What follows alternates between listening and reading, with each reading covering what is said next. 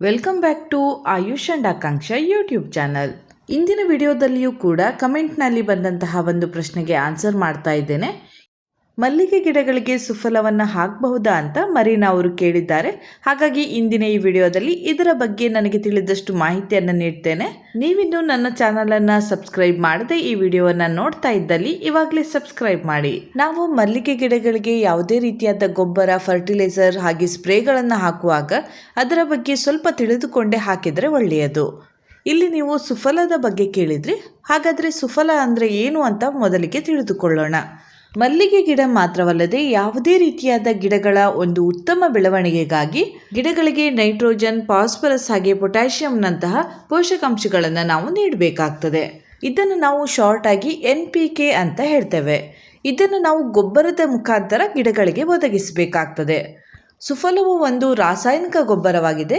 ಇದರಲ್ಲಿ NPK ಪ್ರಮಾಣ ಸಮತೋಲನದಲ್ಲಿದೆ, ಅಂದರೆ 15:15:15 ಪ್ರಮಾಣದಲ್ಲಿದೆ ಅಂತ ಹೇಳಬಹುದು. ಅಂದರೆ ಸುಫಲದಲ್ಲಿ 15% ನೈಟ್ರೋಜನ್, 15% ಫಾಸ್ಫರಸ್ ಹಾಗೆಯೇ 15% ಪೊಟ್ಯಾಷಿಯಂ ಅನ್ನು ಒಳಗೊಂಡಿದೆ.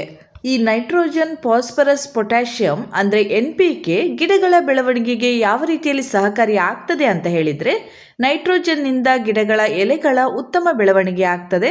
ಹಾಗೆ ಫಾಸ್ಫರಸ್ನಿಂದ ಬೇರು, ಹೂ ಹಾಗೆ ಹಣ್ಣುಗಳ ಬೆಳವಣಿಗೆಗೆ ಅದು ಸಹಕಾರಿಯಾಗ್ತದೆ.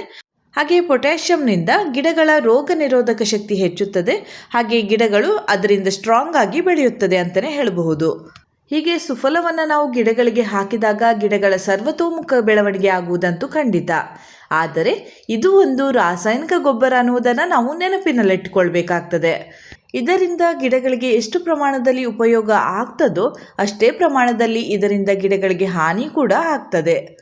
ಸುಫಲವನ್ನು ನಾವು ಗಿಡಗಳಿಗೆ ಹಾಕುವಾಗ ತುಂಬ ಎಚ್ಚರಿಕೆಯಿಂದ ಗಿಡಗಳಿಗೆ ಹಾಕಬೇಕಾಗ್ತದೆ. ಸ್ವಲ್ಪ ಪ್ರಮಾಣ ಹೆಚ್ಚಾದರೂ ಕೂಡ ಗಿಡಗಳಿಗೆ ಹಾನಿ ಉಂಟಾಗ್ತದೆ, ಬೇರುಗಳಿಗೆ ಹಾನಿ ಉಂಟಾಗ್ತದೆ. ಬೇರುಗಳು ಸುಟ್ಟು ಹೋಗುವ ಚಾನ್ಸಸ್ ತುಂಬಾ ಇರ್ತದೆ. ಕೆಲವೊಮ್ಮೆ ನಾವು ಗಿಡಗಳಿಗೆ ಈ ಸುಫಲವನ್ನು ಹಾಕುವಾಗ ಎಲೆಗಳ ಮೇಲೆ ಅಥವಾ ಕಾಂಡಕ್ಕೆ ಇದು ತಾಗಿದಾಗ ಅಲ್ಲೇ ಅದು ಸುಟ್ಟು ಹೋಗುವ ಚಾನ್ಸಸ್ ಕೂಡ ಇರ್ತದೆ. ಹಾಗೆ ಸುಫಲವನ್ನು ಗಿಡದ ಬುಡಕ್ಕೆ ಹಾಕುವಾಗ ಬುಡದ ಮಣ್ಣು ಒಣಗಿದೆಯಾ ಅಂತ ಸ್ವಲ್ಪ ನೋಡಿಕೊಳ್ಬೇಕಾಗ್ತದೆ. ಡ್ರೈ ಆಗಿರುವ ಮಣ್ಣಿಗೆ ಸುಫಲವನ್ನು ಯಾವಾಗಲೂ ಕೂಡ ಹಾಕಬಾರ್ದು. ಸ್ವಲ್ಪ ಅದರಲ್ಲಿ ನೀರಿನಾಂಶ ಇರುವಾಗಲೇ ನಾವು ಹಾಕಬೇಕಾಗ್ತದೆ. ಹಾಕಿದ ನಂತರವೂ ಕೂಡ ನೀರು ಸರಿಯಾಗಿ ಹಾಕಬೇಕಾಗ್ತದೆ. ಹಾಗೆ ಇನ್ನೊಂದು ಮುಖ್ಯವಾದ ವಿಷಯ ಏನಂದರೆ, ನಾವು ಚಿಕ್ಕ ಚಿಕ್ಕ ಗಿಡಗಳಿಗೆ ಈ ಸುಫಲವನ್ನು ಬಳಸುವಾಗ ತುಂಬಾ ಜಾಗ್ರತೆಯಿಂದ ಬಳಸಬೇಕಾಗ್ತದೆ. ಸ್ವಲ್ಪ ಪ್ರಮಾಣದಲ್ಲೇ ನಾವು ಗಿಡಗಳಿಗೆ ಹಾಕಬೇಕಾಗ್ತದೆ. ಅದರ ಪ್ರಮಾಣ ಸ್ವಲ್ಪ ಜಾಸ್ತಿ ಆದರೂ ಕೂಡ ಗಿಡಗಳು ಅಲ್ಲೇ ಸಾಯುವ ಚಾನ್ಸಸ್ ತುಂಬಾ ಇರ್ತದೆ. ಹಾಗೆ ಸುಫಲ ಹಾಕುವುದರಿಂದ ಗಿಡಗಳು ಬೇಗನೆ ಬೆಳೆಯುತ್ತದೆ, ಒಳ್ಳೆಯ ಇಳುವರಿ ನೀಡ್ತದೆ ಅಂತ ನಾವು ಆಗಾಗ ಈ ಸುಫಲವನ್ನು ಗಿಡಗಳಿಗೆ ಹಾಕಬಾರ್ದು. ಕಡಿಮೆ ಅಂದರೂ 1 ತಿಂಗಳ ಅಂತರ ಇರಲೇಬೇಕಾಗ್ತದೆ. ತಿಂಗಳಿಗೊಮ್ಮೆ ಇದನ್ನು ನೀವು ಹಾಕಬಹುದು. ಅದಕ್ಕಿಂತ ಕಡಿಮೆ ಸಮಯ ಅಂದರೆ 15 ದಿನಕ್ಕೊಮ್ಮೆ, ವಾರಕ್ಕೊಮ್ಮೆ ಇದನ್ನು ನೀವು ಗಿಡಗಳಿಗೆ ಹಾಕಿದಾಗ ಗಿಡಗಳು ಖಂಡಿತವಾಗಿಯೂ ನಾಶವಾಗ್ತದೆ.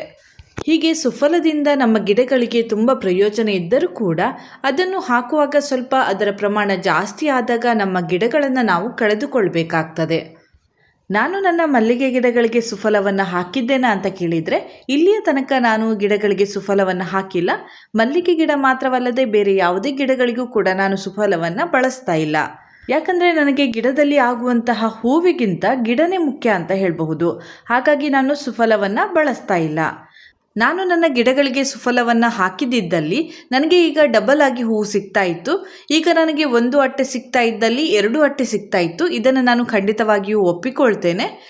ಆದರೆ ನನ್ನ ಗಿಡಗಳು 10 ವರ್ಷ ಬಾಳಿಕೆ ಬರುವಂಥದ್ದು ಆಗಿದ್ದಲ್ಲಿ 5ನೇ ವರ್ಷಕ್ಕೆ ಆ ಗಿಡಗಳೆಲ್ಲ ನಾಶ ಆಗ್ತದೆ. ಆ ಒಂದು ಭಯದಿಂದಲೇ ನಾನು ಅದನ್ನು ಬಳಸ್ತಾ ಇಲ್ಲ. ಹಾಗೆ ನಾನು ಪಾಟ್ ಹಾಗೆ ಟಬ್ಗಳಲ್ಲಿ ಗಿಡಗಳನ್ನು ನಟ್ಟಿರುವುದರಿಂದ ಅದು ಸೀಮಿತವಾದ ಪ್ರದೇಶದಲ್ಲೇ ಬೇರುಗಳು ಹರಡಿಕೊಂಡಿರ್ತದೆ. ಹಾಗೆ ಮಣ್ಣು ಕೂಡ ಸೀಮಿತವಾದ ಪ್ರದೇಶದಲ್ಲಿ ಇರ್ತದೆ. ಅಂದರೆ ಒಂದು ಪಾಟ್ ಅಥವಾ ಟಬ್ಗಳಿಗೆ ಇಂತಿಷ್ಟು ಪ್ರಮಾಣದಲ್ಲಿ ಮಾತ್ರ ಮಣ್ಣನ್ನು ನಾವು ಹಾಕಲು ಸಾಧ್ಯ. ಹೆಚ್ಚಿಗೆ ಮಣ್ಣನ್ನು ಹಾಕಲು ಸಾಧ್ಯ ಇರುವುದಿಲ್ಲ. ನಾವು ಹಾಕಿದಂಥ ಆ ಮಣ್ಣಿಗೆ ನಾವು ರಾಸಾಯನಿಕವಾದ ಸುಫಲವನ್ನು ಹಾಕಿದಾಗ ಕ್ರಮೇಣವಾಗಿ ಮಣ್ಣಿನ ಫಲವತ್ತತೆ ನಾಶ ಆಗ್ತದೆ ಅಂತ ಹೇಳಬಹುದು. ಇದರಿಂದ ಕ್ರಮೇಣವಾಗಿ ನಮ್ಮ ಗಿಡಗಳಲ್ಲಿ ಆಗುವಂತಹ ಹೂವಿನ ಪ್ರಮಾಣ ಕಡಿಮೆ ಆಗ್ತಾ ಹೋಗ್ತದೆ.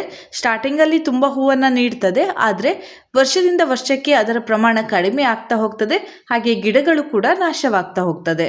ಹಾಗಾಗಿ ನಾನು ನನ್ನ ಗಿಡಗಳಿಗೆ ಸುಫಲವನ್ನು ಬಳಸ್ತಾ ಇಲ್ಲ. ತಿಂಗಳಿಗೊಮ್ಮೆ ಸುಫಲವನ್ನು ಮಲ್ಲಿಗೆ ಗಿಡಗಳಿಗೆ ಹಾಕಿ ಗಿಡಗಳನ್ನು ಬೆಳೆಸುವವರು ಹಲವಾರು ಜನರಿದ್ದಾರೆ. ಮಲ್ಲಿಗೆ ಕೃಷಿಯ ಬಗ್ಗೆ ಕೇಳಿ ನನಗೆ ಹಲವಾರು ಜನರು ಕಾಲ್ ಮಾಡ್ತಾ ಇರ್ತಾರೆ.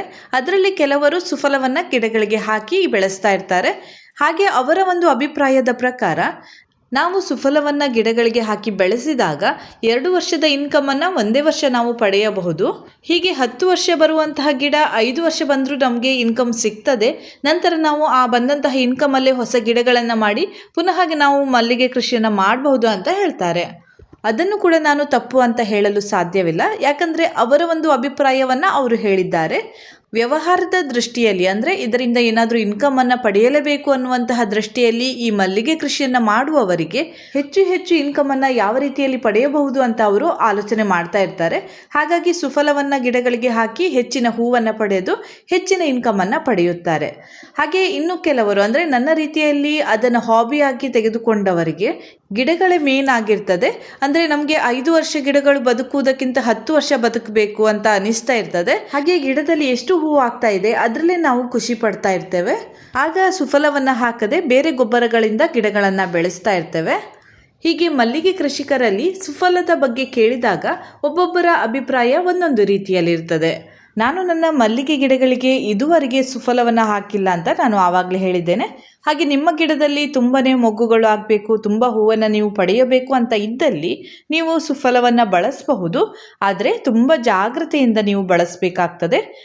ಪಾಟ್ನಲ್ಲಿ ನೀವು ಗಿಡಗಳನ್ನು ನಟ್ಟಿದ್ದಲ್ಲಿ 1 ಸ್ಪೂನ್ನಷ್ಟು ಮಾತ್ರ ನೀವು ಒಂದು ಪಾಟ್ಗೆ ಹಾಕಬೇಕಾಗ್ತದೆ. ಅದು ತಿಂಗಳಿಗೊಮ್ಮೆ ಹಾಕಬೇಕು, ಮಧ್ಯ ಮಧ್ಯದಲ್ಲಿ ಹಾಕಬಾರ್ದು.